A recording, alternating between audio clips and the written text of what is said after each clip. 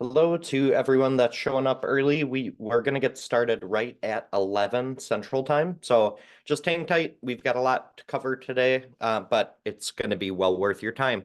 So hang tight. We'll start right around 11. Thanks for getting here.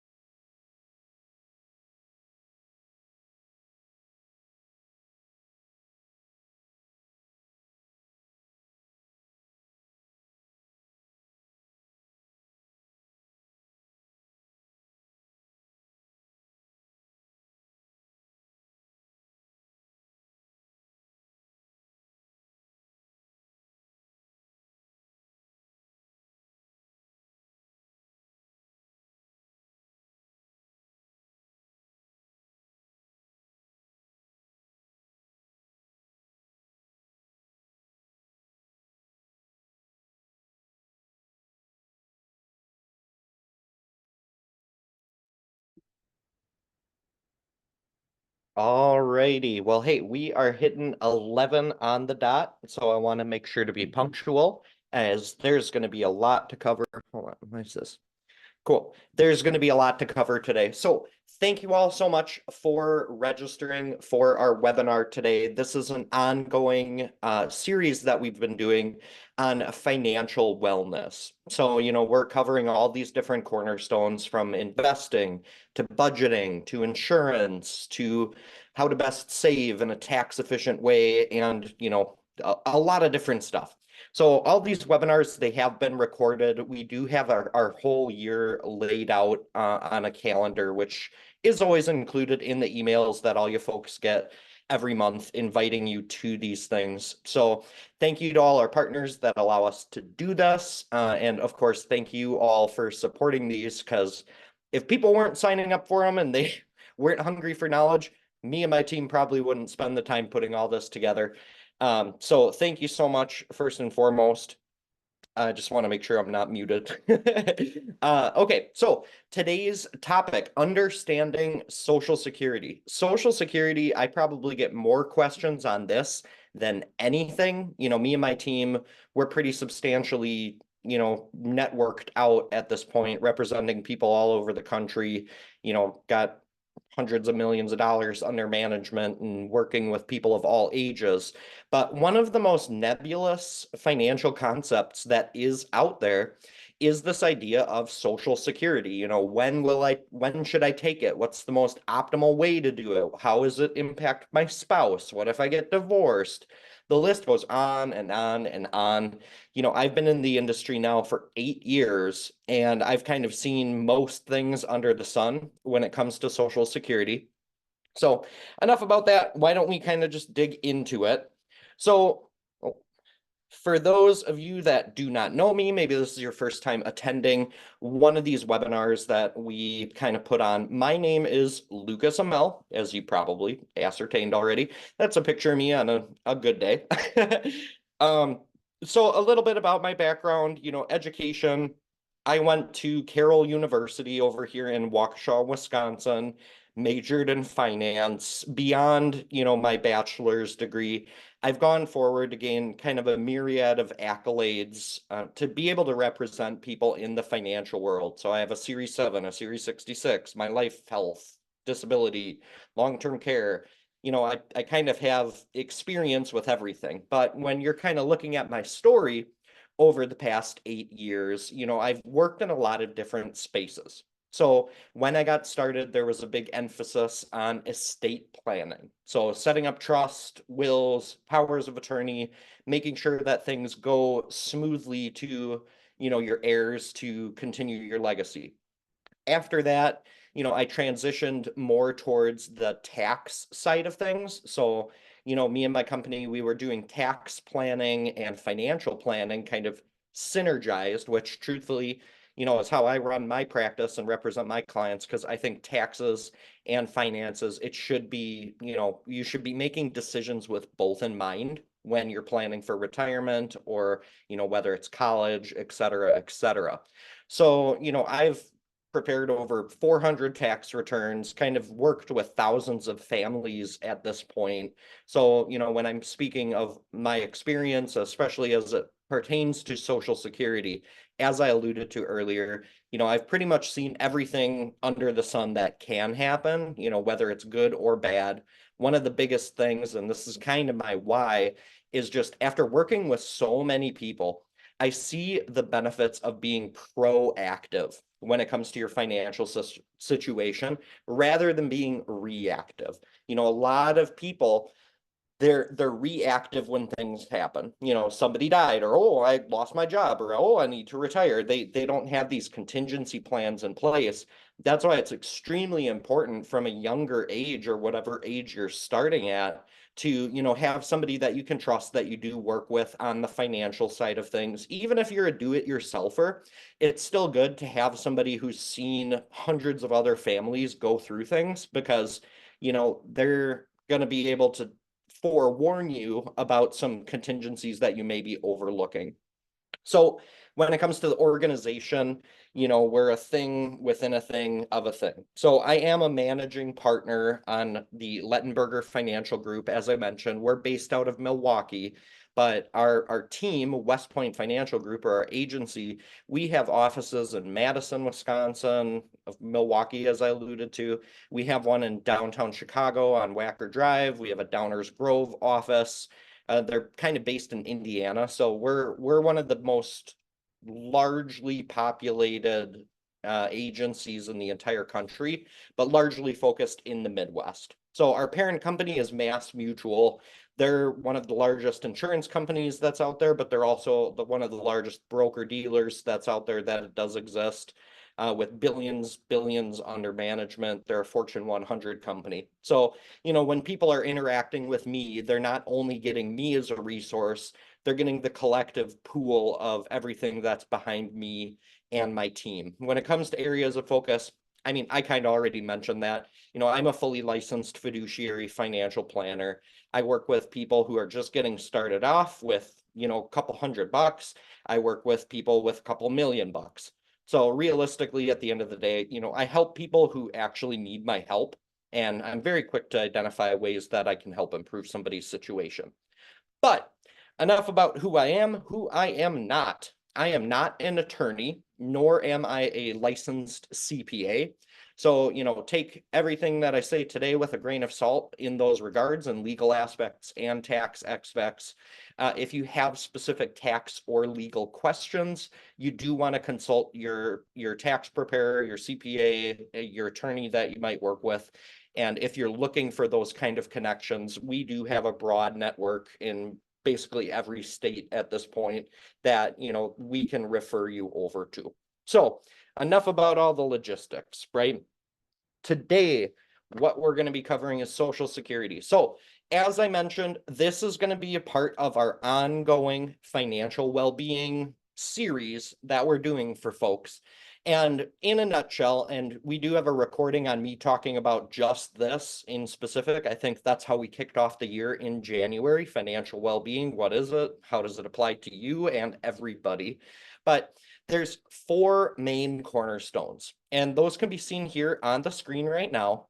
First cornerstone, and think of it like a stool, right? If one of the legs of these things is missing, it's going to be a pretty wobbly thing to try to balance your financial future on. So first and foremost, having control over our day-to-day, month-to-month, or even year-to-year finances. This is one of the most important things for everybody to keep in mind when they're looking at their financial situation, when you're doing any kind of financial planning.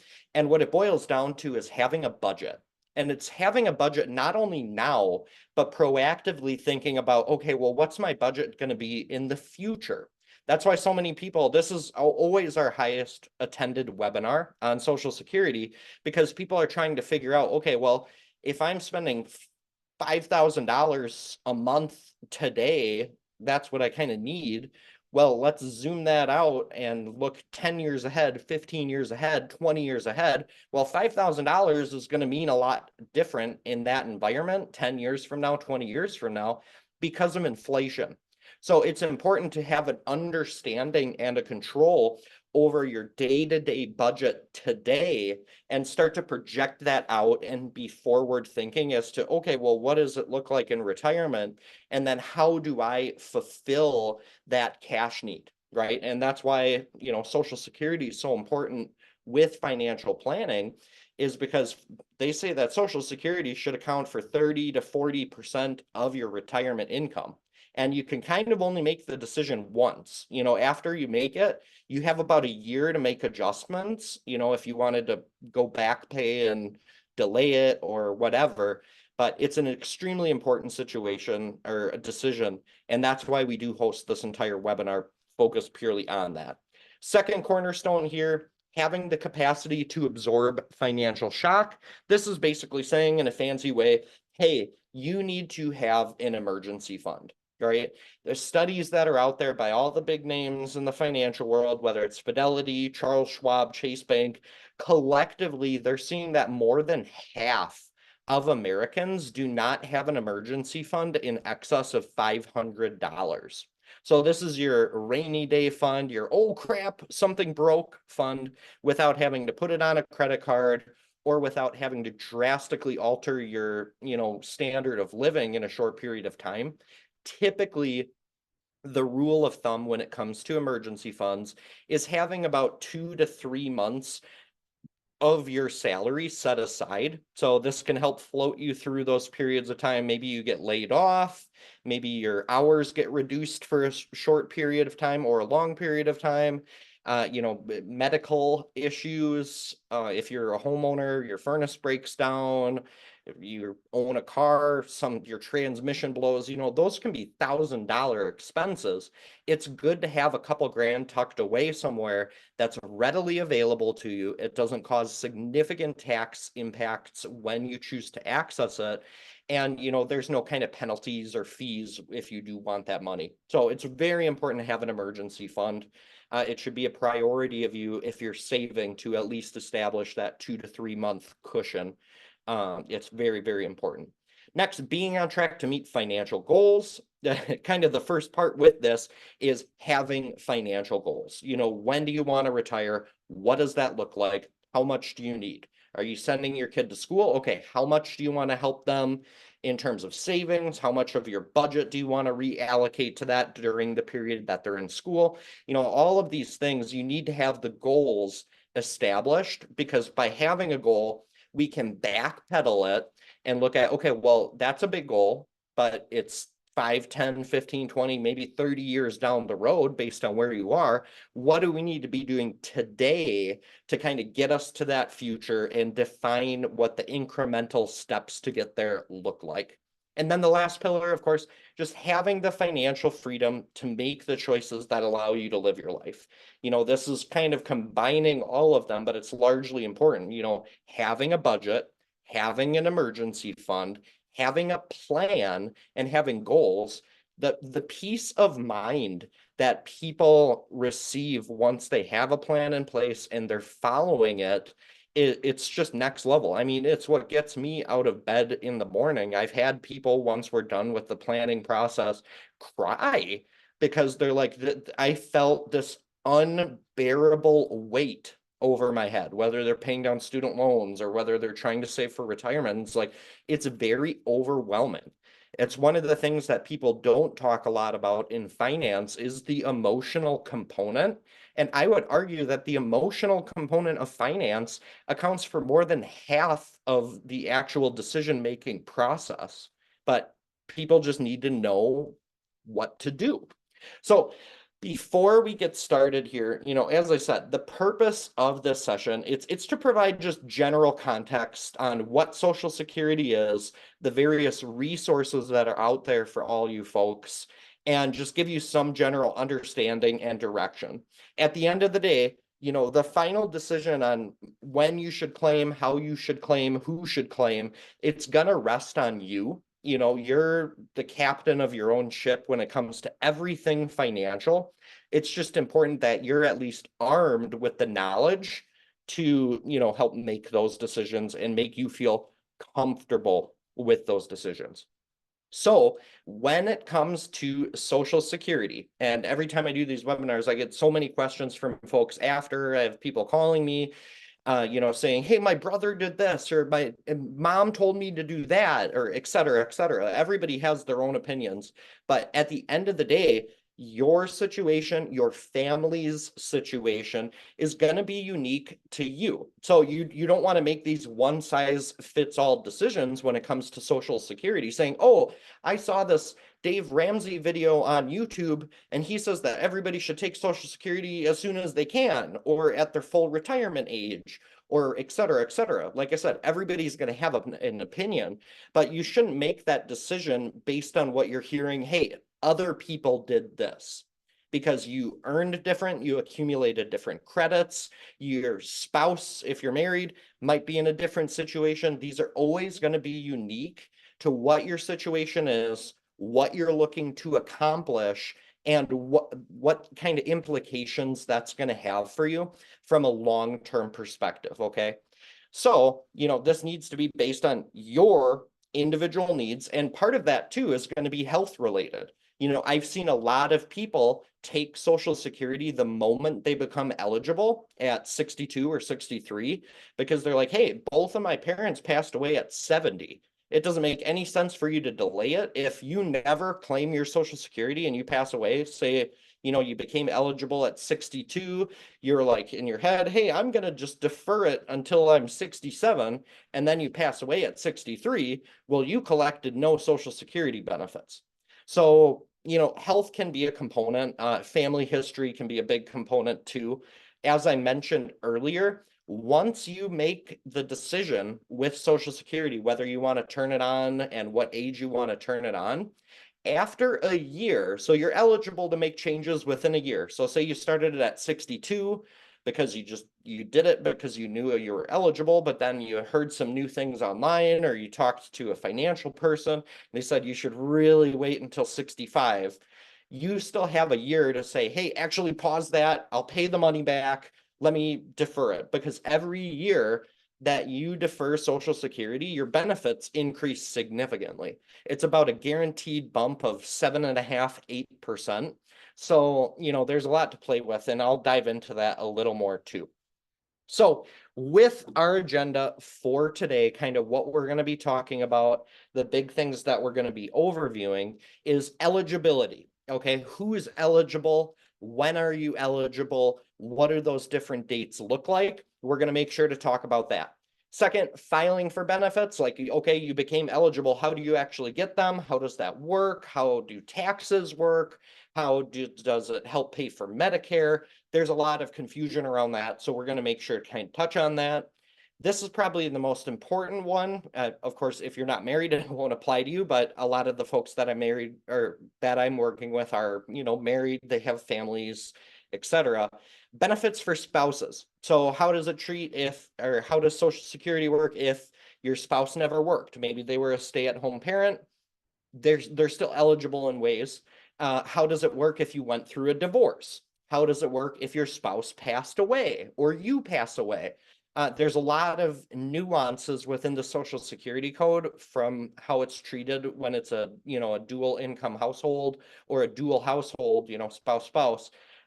So we're going to make sure to kind of hit on that and cover it. And with all this, just so you all know, it can be complicated. Going back to what I said, every situation with the Social Security aspect of financial planning is going to be very, very, very unique for a lot of the reasons that I mentioned, whether it's health, whether it's income, whether it's, the family structure, but we're going to try to touch on as many as we can just to give you a general understanding of how it works.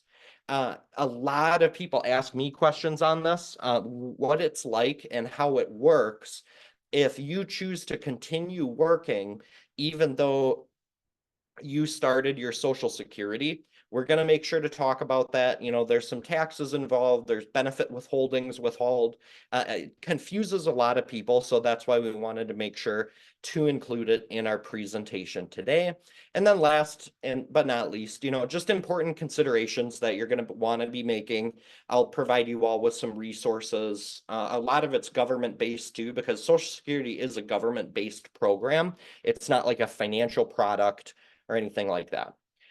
So when it comes to Social Security eligibility, right? As you're working, every year you work or every quarter that you work, you accumulate these credits. Not only are you paying into Social Security like via your payroll, but you're also earning these kind of invisible tokens that the Social Security Administration recognizes in order for them to start computing your eligibility.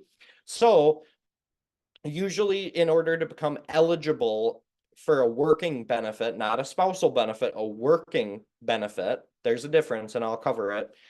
You have to work for 10 years or, as I mentioned, they break it up into quarters. So every quarter you get one of these Social Security tokens or credits. So they say, hey, in order for you to become eligible to receive an earned person's Social Security benefits, you need to accumulate 40 of these credits, or you need to have working hours in 10 years. Now, it doesn't matter if those are in a row or not. I've worked with a lot of households where, they're a dual income household, then they have kids, and one of the spouses steps back and they say, hey, for the next 10 years, I'm going to stay home and take care of the kids. But then they start working again. It doesn't matter. These don't need to be in a row. You just have to earn enough tokens to qualify, for the game here. The longer you work, of course, your benefits are higher. The way that Social Security works when they do your computations is that they look at the highest 32 years of your working history, and then they kind of plug that into their formula. So, I mean, as it says, the longer you're working, the higher your benefits are going to go. Not only is there that token process to qualify, but they're also going to look at, hey, this year you earned 50,000, this year you earned 55, this year, and usually you're always getting a raise. Hopefully it's, tied to inflation and cost of living adjustments. But, say you work 33 years, right? Not the 32, that higher number will always knock off one of the lower numbers and shove your benefits up and up and up and up. And they continue to go up like that. So as I said, let's keep talking about eligibility. Say you start working, you start accumulating these credits, you're not qualified for the benefits until you have that 40 credit minimum. There's nothing wrong with you getting 80 credits. There's nothing wrong with you getting 90 credits. But if you have 39 credits, you cannot claim Social Security. You can't just get like a reduced benefit. Social Security, that is a requirement. You have to have those, 10 years of working service in any capacity that you're paying into the system. Like I said, this is basically a redundant slide. The longer you work, the more you contribute, the higher your benefits are. That's kind of goes without saying. So kind of transitioning to our next section here is filing for benefits. You have a lot of choices as to when you can start Social Security, and it's really important for you to understand and your spouse to understand the implications of taking it at this age versus this age, or starting spouse ones at this age, deferring spouse twos till this age. There's a lot of strategy and a lot of financial planning opportunities when it comes to Social Security.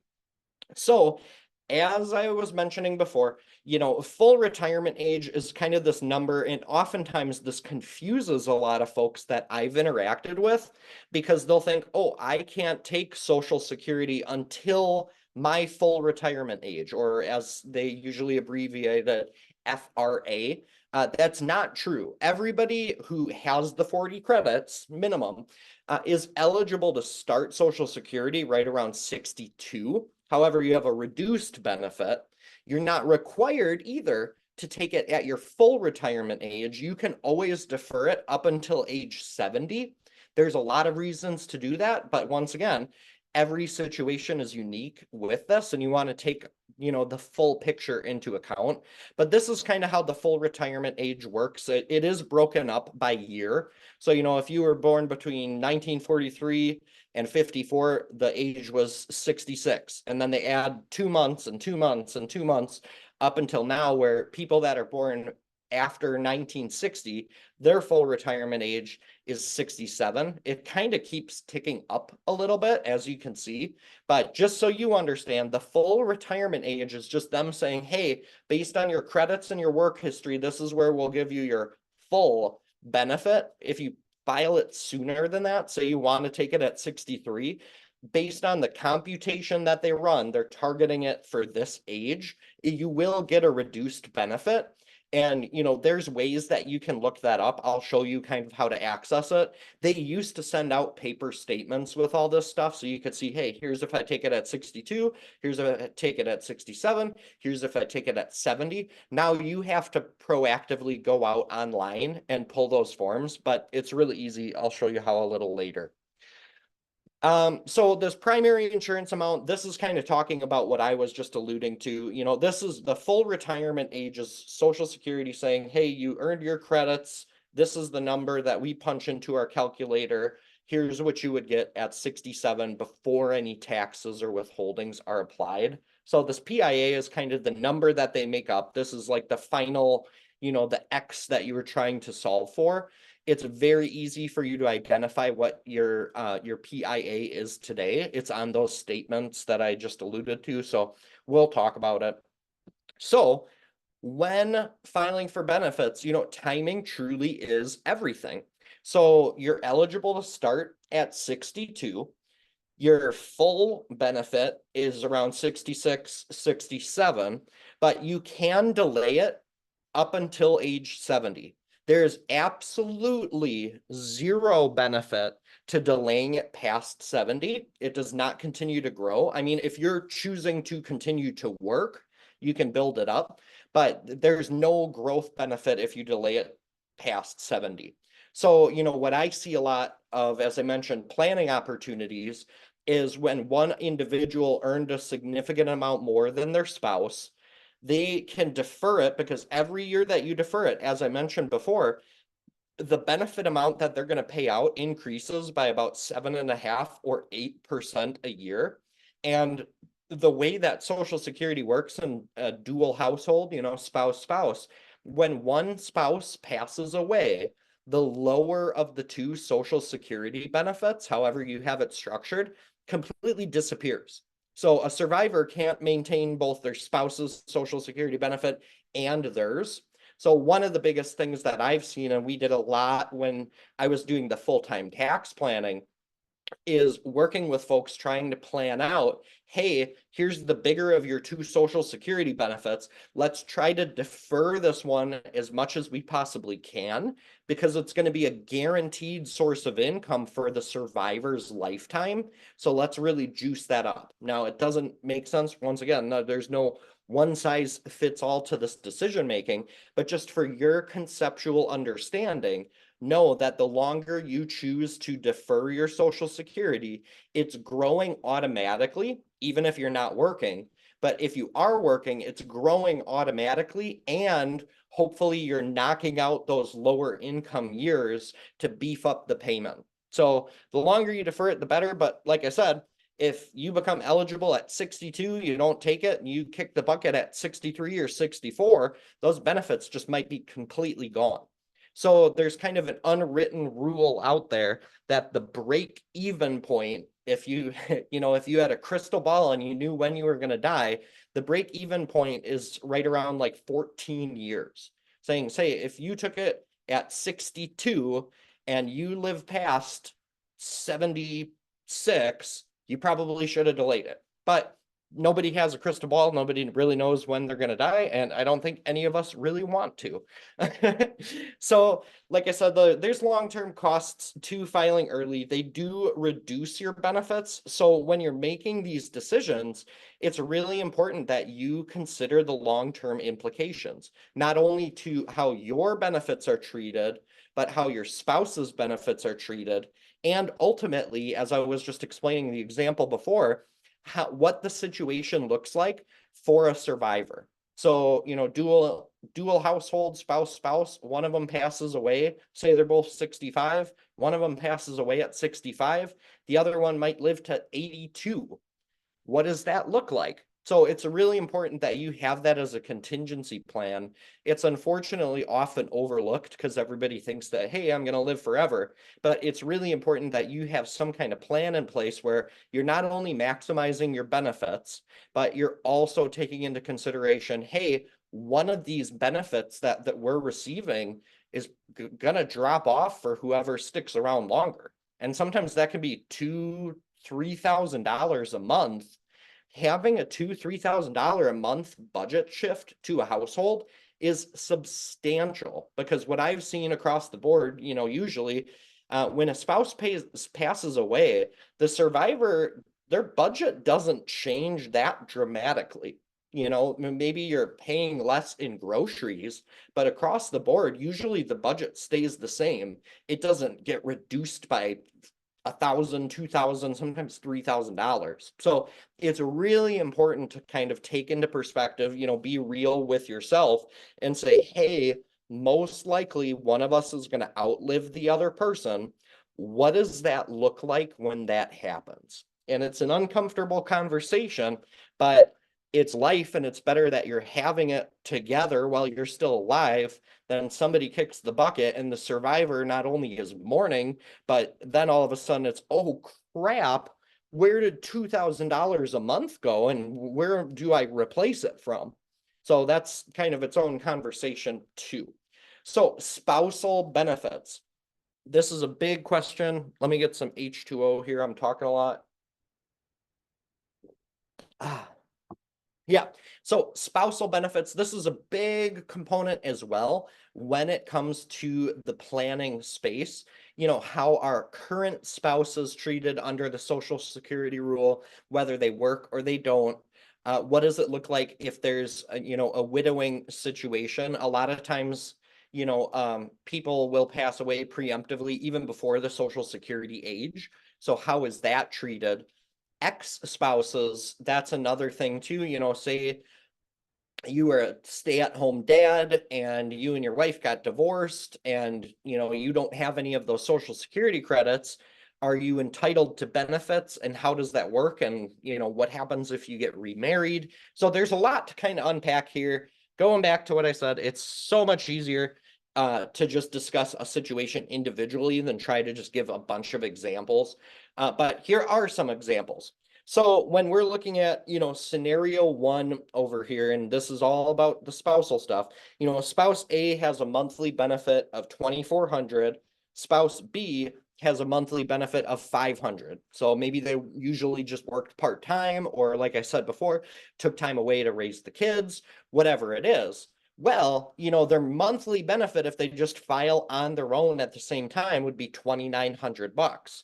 However, spousal benefits, the way that they work is that your spouse is always entitled to half of what your actual benefit is. So like in this case, scenario one here, they're able to bump their payout up by $700 by not filing spouse B's benefit, but exercising their ability to claim a spousal benefit on spouse A's money. So this is a big thing. Like I said, any stay-at-home parent situation, or if for some reason, a spouse was disabled for most of their working life, they're still entitled to claim half of what the other spouse's is. Basically, all of these examples are kind of highlighting that, saying, hey, if you pick the higher one, of course, why would you not? So like example 2 is saying, hey, spouse A makes that same 2,400. Now we're going to double what spouse B's number looked like. So, okay, it's 3,400. Why would you not take the spousal benefit on spouse A's, which would increase spouse B's payout to 1,200 a month? So hopefully you're all following that. Now, the last example is showing, hey, there's no benefit to taking a spousal benefit here, because spouse A's, their benefit's 2,400, spouse B's is 1,500. Well, if they claim the spousal benefit, they're only going to be receiving, the the 1,200. I was like, I can't math right now. They're only going to be receiving 1,200. So it makes more sense in scenario 3 for spouse A to claim their benefit and spouse B to claim their benefit, not doing the spousal benefit. So I think scenario 3 is also a good example to discuss kind of one of the things, one of those, unfortunate planning scenarios that's out there that I was talking about earlier. So in this scenario, they're pulling in $3,900 a month when either spouse A or spouse B in scenario 3 passes away. That $1,500 is going to disappear. So that's why there needs to be a lot of proactive planning. That's why a lot of people do choose to have like permanent life insurance in place too, because it just has a pool of money that hits whoever outlasts the other one. So no matter what, in scenario 3, they're going to maintain that $2,400 a month in perpetuity, and it's going to get, the COLA or cost of living adjustment. But you just need to be aware, hey, whoever's left is going to get almost 20 grand a year less. That's significant, and it should be planned for. Okay, so with the spousal benefit, you have to be 62. That's kind of the big thing. I talked about this before. There's no benefit to delaying it past 70. But anytime once the spouse or the person that's going to be collecting the spousal benefit turns 62, they can turn it on. When you do a spousal benefit, and this is another planning opportunity that exists for people, is that you do not need to turn both of them on at the same time. So, going back to our example, let's look at scenario 3, or no, let's look at one where they actually use the spousal benefit. Let's look at scenario 1. Okay, so spouse A is 2,400, spouse B's is 500, but they elect for the spousal benefit, which would be, half of the 2,400 or the $1,200 a month. Spouse A does not need to turn on theirs right away. You can choose to defer it, but know that the spousal benefit that gets locked in, that won't continue to grow the same way as completely deferring it. So these do not need to be turned on at the same time. And that's why I keep saying the words planning opportunities. There's a lot of opportunities out there to really maximize Social Security in any situation, or in these, these dual household situations, spouse, because, you always know that the bigger one's going to be there forever for whoever. So if you want to turn on the spousal benefit right at 62 just to start that thing ticking and defer the larger of the two, live off your assets, or if you're working, live off your earnings, let that bigger one grow and grow and bolster up, because hey, whoever outlives the other person is going to get this one. So a lot of planning opportunities. So it's just important to know, hey, once you turn 62, you're eligible for your benefit or a spousal benefit to turn on. Divorced spouses. I get a lot of questions on this. So first thing to qualify for, you are married for at least 10 years. You have to be married in order to get us like an ex-spousal benefit. And then one of the other things, and I've actually seen a lot of people in, like later periods of life not get married because of this clause. Is you can't remarry. If you get remarried, then this timer restarts and you got to be with that person for 10 years, stuff like that. So you do need to be, in the eyes of, the government, unmarried to be able to claim an ex-spouse benefit. Same as before, you have to be older than 62 if you want these ex-spousal benefits. And of course, the ex-spouse that, you would be getting the benefit from, they have to be entitled to Social Security. It should go without saying. So, yep, that's kind of that. The divorced stuff gets a lot more complicated. Same with widowed spouses. So same deal as before, kind of you're entitled to their full benefit, not the half that we were talking about before. You're eligible for that larger full benefit. You can claim the widower benefits as early as age 60, not the 62, but remember, they're kind of reduced. I'm sorry, you can claim these widower benefits as early as 50, but that's only if there's kind of a disability involved. So like I said, all this stuff kind of gets complicated. That's why you kind of got to scope in on your situation individually. So with the widower stuff, it's just important to know, hey, if my spouse passed away, what are the benefits? And this does have to do similar to the ex-spouse things. If you get remarried, that can impact the benefits. Usually I see them go on, but there's a lot of nuances in the code. So it's important that you at least, give some attention to your individual situation. It's going to be unique. I get so many, how are we doing on time? Great. I get so many questions on this. Hey, can I continue to work after I start collecting? So, a lot of people, they'll turn Social Security on at 62 or maybe 65 and, step back to part-time work, or say, hey, I actually like my job. They pay me well. It's not super physically or mentally draining or demanding, but does it mess with my Social Security? So the answer is yes and no. So with Social Security, you're always going to receive the benefits that you're entitled to. However, if you are working and you have an earned income and it falls within these certain thresholds, they withhold a portion of your Social Security until you stop working. And I'll kind of highlight that on the next slide. But these are the income limitations, at least as of 2022. Every year, I'm surprised that this isn't updated because it's a brand new presentation. Thanks, Mass Mutual. But every year they tick them up a little bit. So back in 2022, which now it's probably closer to $20,000 a year.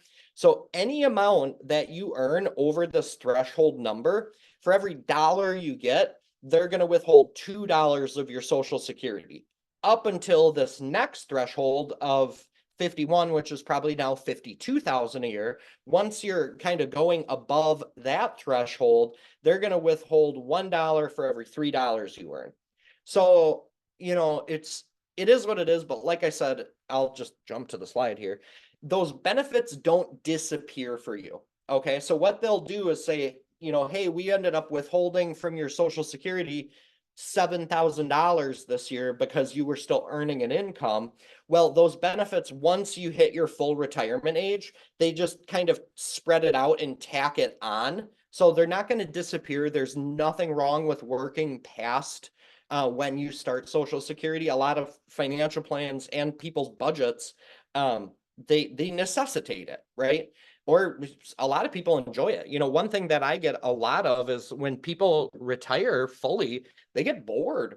A big part of your identity is tied to your occupation, feeling like you're of service, being a part of the community, having the built-in socialization of, the hospital floor or the office that you might work in. So a lot of people do choose to continue to work after Social Security is paid out. There's nothing wrong with that. Anything that gets withheld is never lost. It's just paid out at a different time. All right, so important considerations. These are more like legal, so I don't want to just sit here and read them for you. But basically, Social Security is subject to change. I deal with a lot of 30-year-olds, 40-year-olds. They are almost 100% convinced they're not going to get anything for Social Security. They're like, why do I even pay into this junk? Just give me the extra money. I mean, it is a federally run program. Changes can happen at any time by Congress. And they have a lot, and oftentimes from what we've seen, they've been positive changes saying, hey, we're going to give you a bigger cost of living adjustment this year. Or, we're going to tax this differently in a more favorable or a less favorable way. But just know that the Social Security Administration and the whole system is a government run system. They can make changes based on a lot of the commentary that I've followed over the years. The system will be around for a very long time. I am very certain, and I can't, don't hold me to this, that they are going to reduce the benefits that are getting paid out or do get paid out in the future. I think where we are as a country, and none of this is a political statement, but we're running a significant national deficit. We have been for a very long time, and Social Security is considered an unfunded liability. So, similar to how a lot of companies used to pay pensions, and they're like, crap, we can't guarantee to pay this person $4,000 a month until they die. This is a hard calculation to figure out. Well, the Social Security Administration is under that same pressure. They do have those same challenges, but as it stands right now, people are required to pay into it. So at this point in time, we're all in this together, truthfully. What they choose to do, what the government, what Congress chooses to do, it's up to them. But like I said, I can't see them just turning it off. Way too many people currently depend on it for retirement. I've met with a lot of people who solely live off of their Social Security. So for those things to just completely be eliminated and possibly even reduced, it would cause a lot of changes socially. So, just be aware that all of it's static, not to freak you out.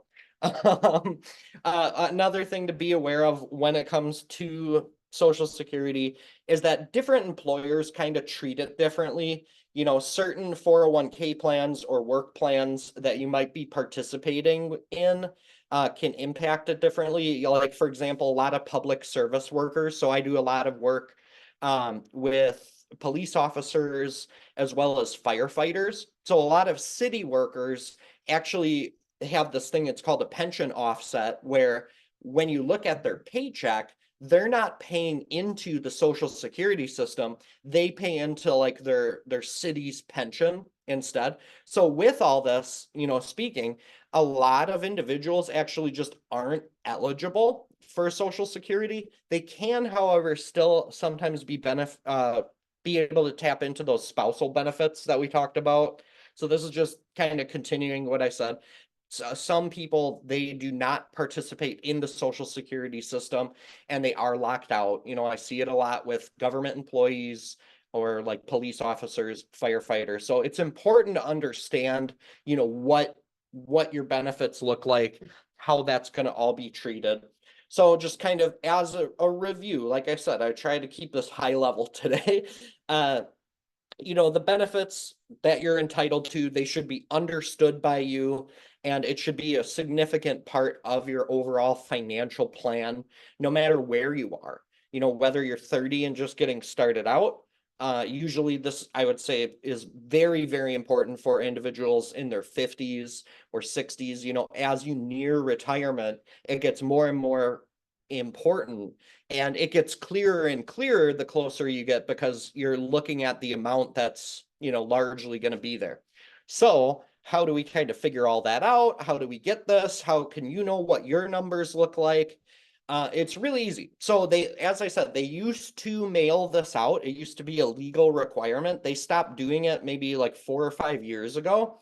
So every individual who was eligible for Social Security used to kind of get a little printout saying, hey, here's the benefits that you're entitled to. And it would give you your numbers. It would say, hey, if you take it at 62, it'll be this. If you take it at your full retirement age, whether that's 66, 67, based on when you were born, here's what it's going to be.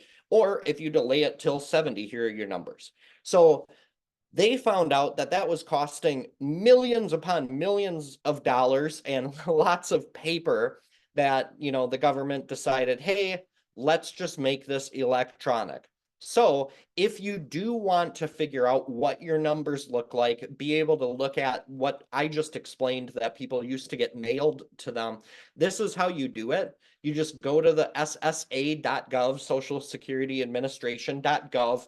You register account. It says, hey, make a username, make a password. What's your Social Security number? What was the color of your first car or something like that? And then you're able to pull these numbers and you can walk through them, with a trusted advisor or, even to your spouse if you guys just do, dinner table financial planning, which is totally fine. Any plan's better than no plan. But this is really important. This is the only way that you can access these documents. It is a .gov website, so don't feel weird putting your Social Security number in it. It's a government-run website. It should be trusted, and the security level behind it is, top notch. So, big picture, know your full retirement age, understand what the implications of filing early or later are. How is it going to be treated with your spousal stuff? Think about when you actually want to stop working. Now, this doesn't always need to be the same as when you're going to start Social Security, as we talked about before. But, at the end of the day, you need a plan, right? You need to know, hey, this is what I'm doing. This is how it's going to be if I pass away. This is what it's going to be if my spouse passes away. Here's going to be a lot of different things to take into consideration. One last thing, and there's no slide on here, and remember, I'm not a CPA, but I do a lot of tax planning, okay? And one of the biggest things that I see is issues with taxes and Social Security. So a lot of people don't know this, but Social Security in and of itself is not taxable. I'll repeat that. Social Security is not taxable. However, it becomes taxable when you start earning a certain amount. So when I say earning, that can be through employment, that can be distributions from IRA accounts, that can be payoffs from pension accounts. So one thing, especially too, with the current tax code that we're in, is a big planning opportunity for people because the majority of people that I'm seeing who are nearing the age to turn their Social Security benefits on have all of their money in these pre-tax retirement accounts, whether it's a traditional IRA or a 401k. When you retire and you need any amount of money above and beyond your Social Security, you have to pull it from that account, recognize it as income, pay taxes on it, and then that income cascades onto your Social Security, making your Social Security taxable. So one strategy that's out there and a big planning opportunity, especially while we're still under the Tax Cuts and Jobs Act, which goes through the calendar year 2025, is looking at doing what we call Roth conversions, meaning taking a chunk of your pre-tax money, paying taxes on it electively, and moving it into the Roth category. So with it in the Roth category, the investments can be identical. It's just two different types of, buckets that the IRS, treats them for tax purposes. But distributions from a Roth IRA do not count as taxable income, nor will they make your Social Security benefits taxable. assuming, nothing else. So another big thing, going back to the conversation of a surviving spouse, and this is what we do a lot of proactive planning with families is because in the instance of a surviving spouse, husband, wife, whatever the household looks like, one of them kicks the bucket, lower of the two social securities gets knocked out. Usually they need to replace that. Where do they replace it? Hey, all my money's in a pre-tax account. Boom, I have to pay taxes on that. It makes some of my social security taxable. And that individual now is in a single filing tax bracket. So it just creates this tax time bomb or tax nightmare that unfortunately a lot of people go through. So, I'll kind of hop off my soapbox with that. But here's all my contact info. We're a resource to you guys. I'm more than happy to chat. We don't charge for any kind of consultation. Sometimes people just set aside, hey, let's just chat 5-10 minutes. Give me your opinion on what's going on. Here's all of it. I usually have my junior kind of reach out to everybody that registers for these. First and foremost, thanking you for registering and kind of supporting the ongoing series. But just to see, hey, does it make sense? Do you want to hop on a phone call? Do you want to hop on a Zoom call? 15-20 minutes, check your little box, like a little financial checkup. But that's kind of my show for today. I really appreciate all of you attending. I don't know if I had, hold on.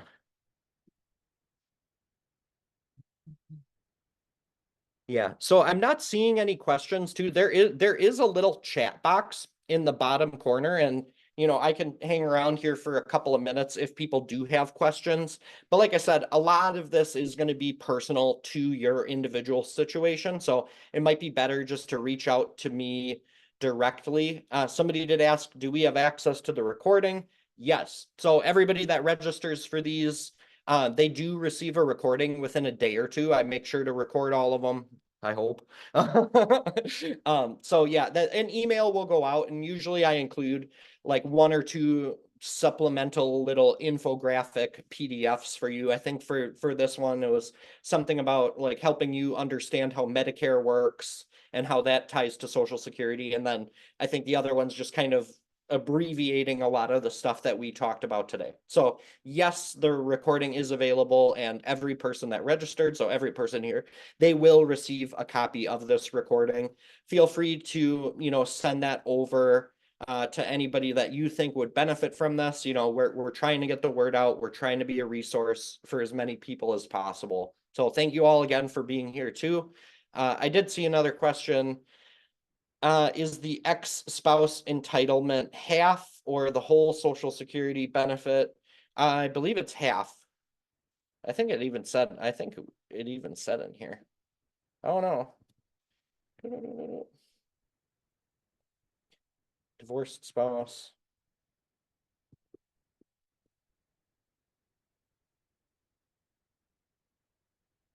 Benefit you're entitled to receive based on your work experience is less than the benefit. I'm almost certain it's the half benefit. I'll have to look into that one though. I don't want to give you wrong info. But yeah, at least there is an ex-spouse benefit. I can get back to you on that. Sorry. All right. Any other questions?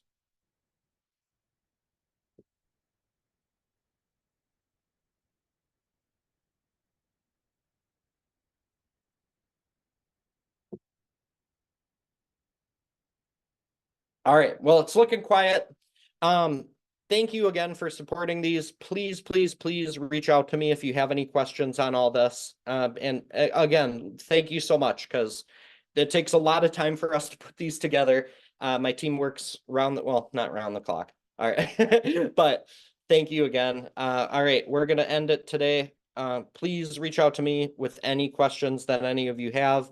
You have a great day. Have a blessed spring. It's almost Easter now, and the snow's starting to melt. So looking forward to it. Take care, everyone. Bye now.